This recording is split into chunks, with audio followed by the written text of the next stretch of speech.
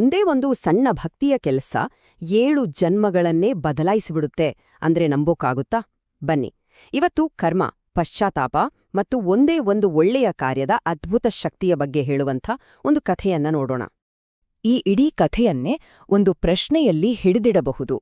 ನಾವು ಮಾಡುವ ಒಂದೇ ಒಂದು ಒಳ್ಳೆ ಕೆಲ್ಸ ಎಷ್ಟೇ ಚಿಕ್ಕದಾಗಿದ್ರೂ ನಾವು ಮಾಡಿದ್ದ ದೊಡ್ಡ ಪಾಪವನ್ನೇ ತೊಳೆದುಹಾಕಬಹುದಾ? ಈ ಪ್ರಶ್ನೆಯೇ ನಮ್ಮ ಇವತ್ತಿನ ಕಥೆಯನ್ನ ಮುನ್ನಡೆಸುತ್ತೆ. ಸರಿ, ಹಾಗಿದ್ರೆ ಕಥೆ ಶುರು ಮಾಡೋಣ. ನಮ್ಮ ಕಥೆ ಶುರುವಾಗೋದು ವಿಶ್ವಾಮಿತ್ರ ಋಷಿಯ 7 ಜನ ಮಕ್ಕಳಿಂದ. ಅವರಿಗೆ ಗೊತ್ತಿರ್ಲಿಲ್ಲ ಅವರು ತಮ್ಮ ಜೀವನದ ಒಂದು ಮಹತ್ವದ ಪಯಣವನ್ನ ಶುರು ಮಾಡ್ತಾ ಇದ್ರು ಅಂತ. ಈ 7 ಜನ ಸಹೋದರರು ಕುರುಕ್ಷೇತ್ರದಲ್ಲಿ ಗರ್ಗ ಋಷಿ ಹತ್ರ ಪಾಠ ಕಲಿತಿದ್ರು. ಆದ್ರೆ ಒಂದು ದಿನ ಏನಾಯ್ತು ಅಂದ್ರೆ, ತಡೆಯೋಕಾಗದಷ್ಟು ಹಸಿವು. ಆ ಹಸಿವಿನ ಹೊತ್ತಲ್ಲಿ ಅವರು ಒಂದು ಘೋರ ಪಾಪ ಮಾಡ್ಬಿಡ್ತಾರೆ. ಒಂದು ಹಸುವನ್ನ ಕೊಂದುಬಿಡ್ತಾರೆ. ಅಷ್ಟೇ ಅಲ್ಲ, ತಮ್ಮ ತಪ್ಪನ್ನ ಮುಚ್ಕೊಳಕ್ಕೆ ಹುಲಿ ಬಂದು ಹಸುವನ್ನ ಕೊಂದಿದ್ದು ಅಂತ ತಮ್ಮ ಗುರುವಿಗೆ ಸುಳ್ಳು ಹೇಳ್ತಾರೆ.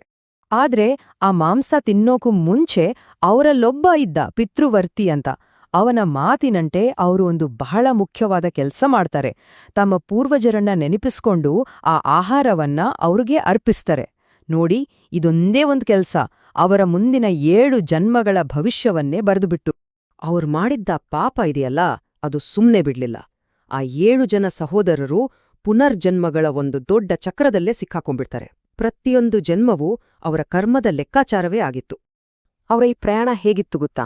ಮೊದಲು ಋಷಿ ಮಕ್ಕಳಾಗಿದ್ದವರು, ಆಮೇಲೆ ದಶಾರಣ ಅನ್ನೋ ದೇಶದಲ್ಲಿ ಬೇಟೆಗಾರರಾಗಿ ಹುಟ್ಟಿದ್ರು. ಅಲ್ಲಿಂದ ಕಾಲಂಜರ ಪರ್ವತದಲ್ಲಿ ಜಿಂಕೆಗಳಾದ್ರು. ಆಮೇಲೆ ಚಕ್ರವಾಕ ಪಕ್ಷಿಗಳು. ಕೊನೆಗೆ ಮಾನಸ ಸರೋವರದಲ್ಲಿ ಹಂಸ ಪಕ್ಷಿಗಳಾಗಿ ಹುಟ್ಟಿದ್ರು.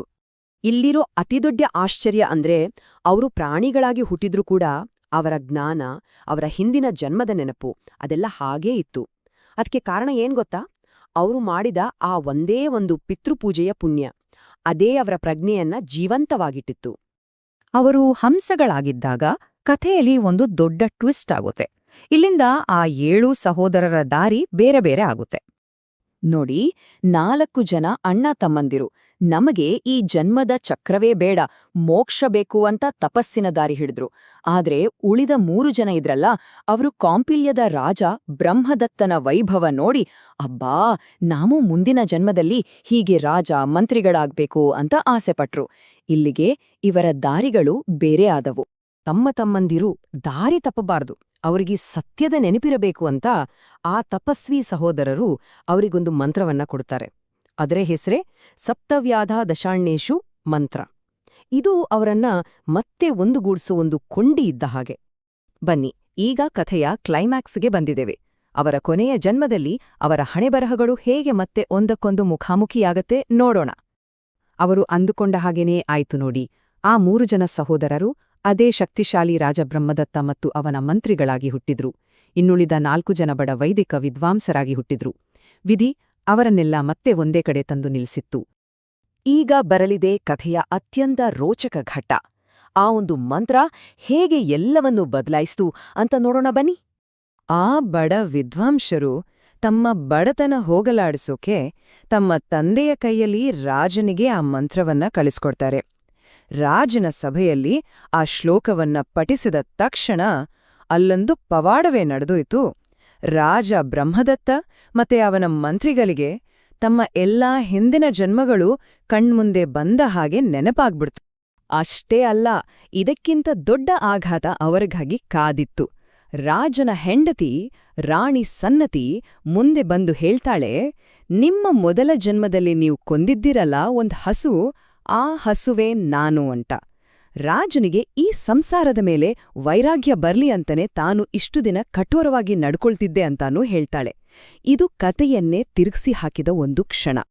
ಈ ಸತ್ಯ ಗೊತ್ತಾದ ತಕ್ಷಣ ರಾಜ ಮತ್ತು ಮಂತ್ರಿಗಳಿಗೆ ತಡೆಯೋಕಾಗ್ದಷ್ಟು ಪಶ್ಚಾತ್ತಾಪ ಆಯಿತು. ಅವರು ಒಂದು ಕ್ಷಣನೂ ಯೋಚನೆ ಮಾಡ್ಲಿಲ್ಲ. ತಮ್ಮ ರಾಜ್ಯ, ಸಂಪತ್ತು, ಅಧಿಕಾರ ಎಲ್ಲವನ್ನೂ ಅಲ್ಲೇ ಬಿಟ್ಟು ತಮ್ಮ ಪಾಪಕ್ಕೆ ಪ್ರಾಯಶ್ಚಿತ್ತ ಮಾಡ್ಕೊಳ್ಳೋಕೆ ತಪಸ್ಸಿಗೆ ಹೊರಟ್ಬಿಟ್ರು. ಹಾಗಾದ್ರೆ ಈ ಇಡೀ ಕಥೆಯಿಂದ ನಮಗೆ ತಿಳಿದು ಬರೋದಾದ್ರೂ ಏನು? ಇದ್ರೆ ಹಿಂದಿರೋ ಆಳವಾದ ಪಾಠವಾದ್ರೂ ಯಾವುದು? ಕೇವಲ ಒಂದೇ ಒಂದು ಸತ್ಕಾರ್ಯ.